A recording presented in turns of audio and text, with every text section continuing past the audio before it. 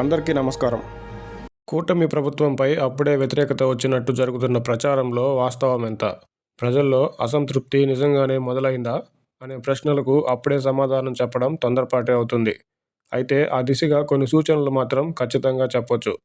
కూటమి ప్రభుత్వంపై వ్యతిరేకత అనే కంటే కొన్ని చోట్ల ఎమ్మెల్యేల పనితీరుపై, మరికొన్ని చోట్ల అసలైన టీడీపీ వర్గాన్ని పక్కకు పెట్టడంపై, ఇంకొన్ని చోట్ల వైసీపీ బాటలోనే మితిమీరి చేస్తున్న అవినీతిపై ప్రజల్లో వ్యతిరేకత ఉన్నది వాస్తవం. సదరు చోట్ల ఎమ్మెల్యేలపై వ్యతిరేకత పరోక్షంగా కూటమిపై సైతం అసంతృప్తి భావననే కలిగిస్తుంది. మద్యం, బెల్ట్ షాపులు, ఇసుక వంటి వ్యవహారాల్లో జోక్యం వద్దని చంద్రబాబు గారు పదే పదే హెచ్చరించడం మాటల్లోనే తప్ప క్షేత్రస్థాయిలో ఆ ప్రభావం లేదనే చెప్పాలి.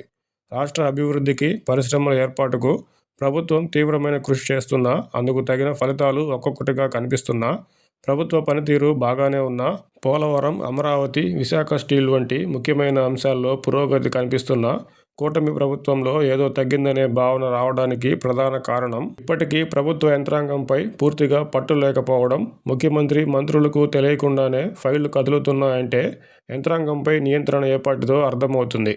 దానికి తోడు గత పాలనలో తప్పిదాలపై అనేక ఆరోపణలు చేస్తూ అవినీతి కుంభకోణాలను కూటమి ప్రభుత్వం బయటపెడుతున్నా కనీస చర్యలు లేకపోవడంతో అంతా ఒక్కటేననే భావన కుమ్మక్కయ్యారనే వాదన ప్రజల్లో వినిపిస్తుంది. ఇప్పటి వరకు చేసిన దానికంటే భవిష్యత్తులో చేయబోయేది ఉందో లేదో తెలియకుండానే విపరీతమైన ప్రచారంతో ఎక్కువ ఆశలు కల్పించడం ద్వారా చివరికి ప్రజల అంచనాలను అందుకోలేకపోవడం నష్టం కలిగించే అవకాశం ఉంది.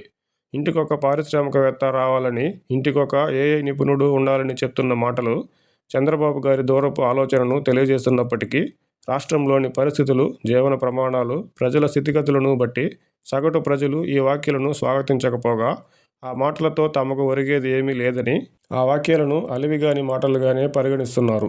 ఇప్పటికే తల్లికి వందనం, అన్నదాత సుఖీభవ వంటి పథకాల అమలు ఆలస్యం అవుతుందని చెప్పడంతో ప్రజలు ఆశించింది కాకుండా ప్రభుత్వాలు ఎన్ని గొప్పలు చెప్పుకున్నా ప్రయోజనం ఉండదు.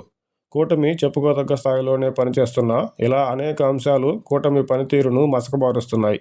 ఇదే తీరు కొనసాగుతూ అలసత్వం వహిస్తూ అవినీతిని కొనసాగిస్తూ పోతే ఆ నేతలకు, ఈ నేతలకు పెద్ద తేడా ఏమీ లేదని ప్రజలు భావిస్తారు. అభివృద్ధితో నిమిత్తం లేకుండా ఆర్థిక పరిస్థితిపై అవగాహన ఉన్నప్పటికీ గతంలో అందుకున్న పథకాలకు బదులుగా తల్లికి వందనం, అన్నదాత సుఖీభవ పథకాలు వీలైనంత త్వరగా పట్టాలెక్కకపోతే ఆయా పథకాలకు అర్హులైన ప్రజల్లో కూటమిపై వ్యతిరేకత అనివార్యం.